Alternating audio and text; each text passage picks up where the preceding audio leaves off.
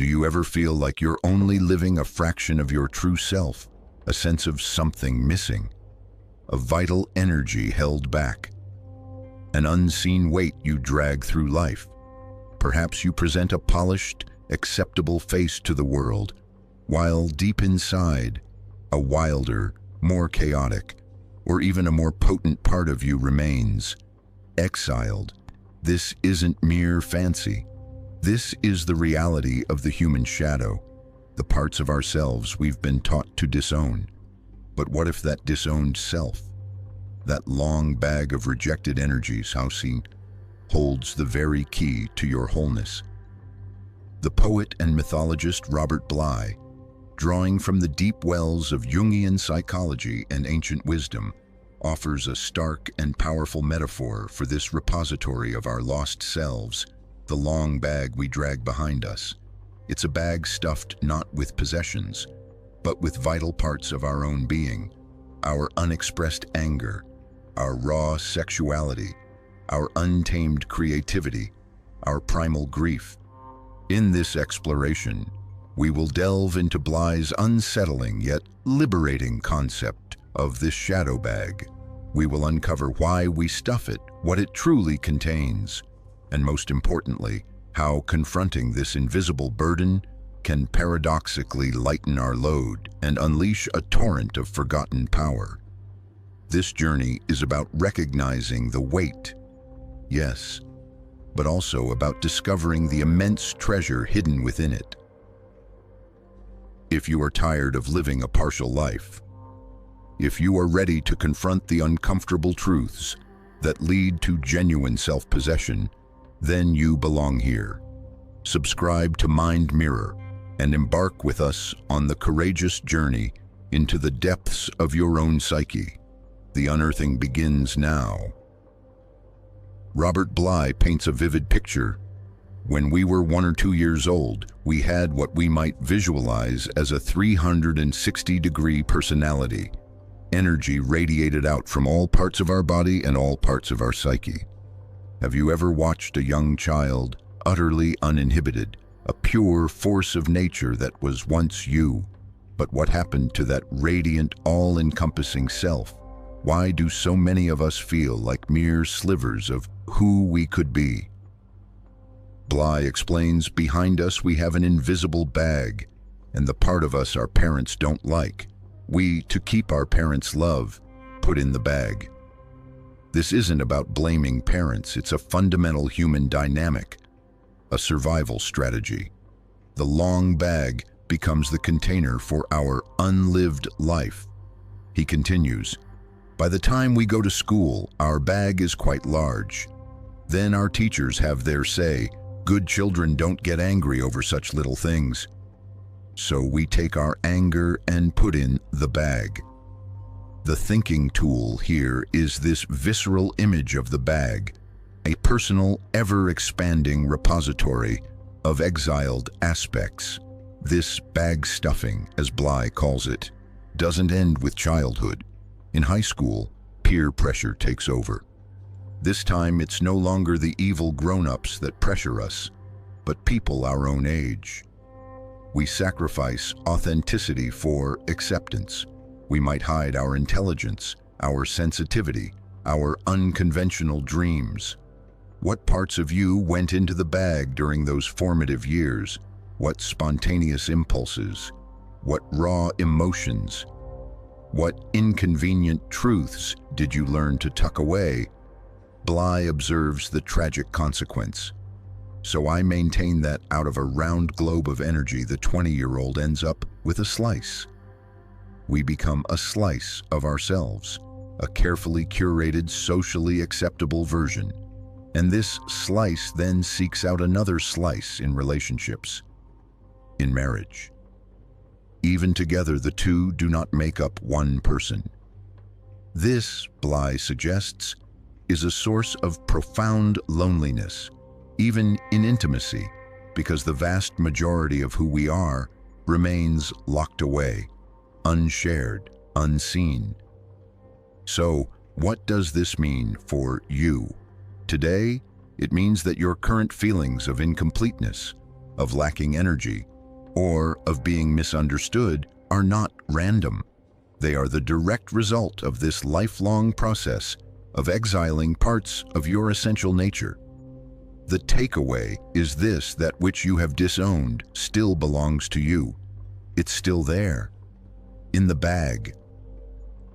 Recognizing the existence of this long bag is the first crucial step towards reclaiming the energy and vitality trapped within it.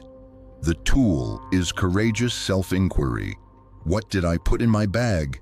When and why? Think about the nice Bly boys, as Robert and his brother were known. Their bags were already a mile long.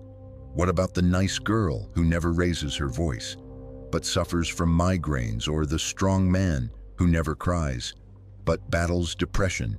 Bly speaks of putting sexuality into the bag, spontaneity, inventiveness.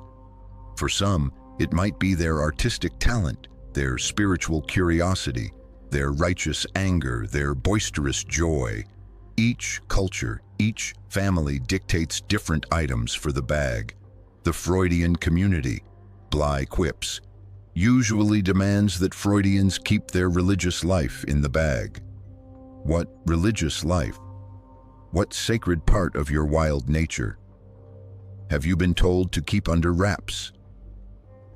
But what happens when this long bag becomes too full? What happens when the exiled parts of ourselves refuse to stay silent, refuse to remain dormant? We've all experienced it, those moments of irrational anger, those sudden, inexplicable moods, those destructive patterns that seem to take us over. Could this be the contents of the bag, no longer content to be dragged, but bursting forth?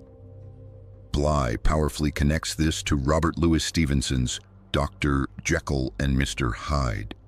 The nice side of the personality becomes nicer and nicer, but the substance in the bag takes on a personality of its own. It can't be ignored. This is a terrifying insight. When we put a part of ourselves in the bag, it regresses, it de-evolves toward barbarism. The exiled sexuality, the wildness, the anger, they are not only primitive in mood, they are hostile to the person who opens the bag. The thinking tool here is to understand that the shadow, when repressed, doesn't just disappear. It festers, it mutates, and it can return with a vengeance. How does this hostile, regressed shadow manifest? Often through projection, Bly states. Since the can or bag is closed and its images remain in the dark, we can only see the contents of our own bag by throwing them innocently, as we say, out into the world. Spiders become evil, snakes cunning. Our partners become the embodiment of our disowned traits. Bly tells his own story of projecting his Midas touch, his inability to receive nourishment, onto advertising men, only to realize later. The film showing my interior Midas was rolled up in the can. Consider Bly's example of the soft male who has projected his witch, his assertiveness, his ability to say enough onto his partner. She, in turn, carries not only her own shadow but his as well, becoming bitchier and bitchier, while he remains sweet but diminished. Or the woman who projects her giant or tyrant onto her husband, only to find him acting out that very role. The rule seems to be the outside has to be like the inside. This is a painful but crucial understanding. This means that those intense, irrational reactions you have to certain people, the boss you despise, the political figure you loathe, even the celebrity you obsessively criticize, are often a direct message from your shadow bag. The people you hate, Bly might say, are parts of yourself. The takeaway is that these projections, however uncomfortable, are signposts. They show you what you have exiled. The tool is to notice these intense reactions. Instead of immediately blaming the other, ask, What part of me is this person reflecting? What disowned energy of mine are they carrying? Think of national shadows. Bly observes, if an American citizen is curious to know what is in our national bag at the moment, he can listen closely when a State Department official criticizes Russia. We project our own disowned aggression, our own imperial tendencies, our own capacity for deception onto the enemy. This doesn't make the enemy blameless, but it keeps us blind to our own darkness. Or consider the workplace, the colleague whose perceived laziness infuriates you might be carrying your own repressed desire for rest or nonconformity. The friend whose drama exhausts you might be living out the emotional intensity you've locked away in your own bag. We've seen how the shadow bag is formed and how its contents can erupt through projection. But what is the ongoing cost of dragging this invisible burden? What happens to the self that has exiled so much of its vital energy? Is it simply a matter of occasional outbursts? Or is there a deeper, more pervasive consequence? Bly is unequivocal. When we have put a lot in our private bag, we often have, as a result, little energy. The bigger the bag, the less the energy. This is a fundamental principle. The energy doesn't vanish, it's just unavailable to our conscious self, locked away with the disowned parts. He continues, if we put our sexuality into the bag as a child, obviously we lose with it a lot of energy. When a woman puts her masculinity into the bag, she loses energy with it. The thinking tool here is to understand this direct correlation. The more we exile, the more we diminish our own life force. This diminishment isn't just physical fatigue, it's a psychic depletion. Bly speaks of the soft male who, having exiled his witch, his assertiveness, his knowing what he wants, feels soft and diminished. He lacks the crispness that comes with an integrated shadow. Similarly, a woman who has projected her patriarch, her inner authority, her capacity for decisive action, may find herself practicing consensus in daily life, but feeling internally brutalized by unacknowledged forces. Alice Miller, in The Drama of the Gifted Child, which Bly references, speaks of the child who, to survive, constructs a false self acceptable to parents, burying the true self. This true self, with all its inconvenient radiance and wildness, goes into the bag. The cost: a life lived as an imposter, a constant draining effort to maintain a facade, and a profound, often unconscious grief for the lost wholeness. Bly says the proper attitude toward this initial betrayal of self, forced upon us by circumstance, is mourning. If you feel chronically low on energy, if you sense a persistent lack of joy or meaning, if you feel you are not truly living your own life, it is time to consider the weight and contents of your long bag. The takeaway is that this depletion is not your fault, but it is your reality, and it can be addressed. The tool is to begin with compassion, the work of mourning for what was lost, for the parts of you that were exiled in the name of love or survival. This mourning is not weakness. It is the beginning of strength, the first step towards reclaiming your stolen energy.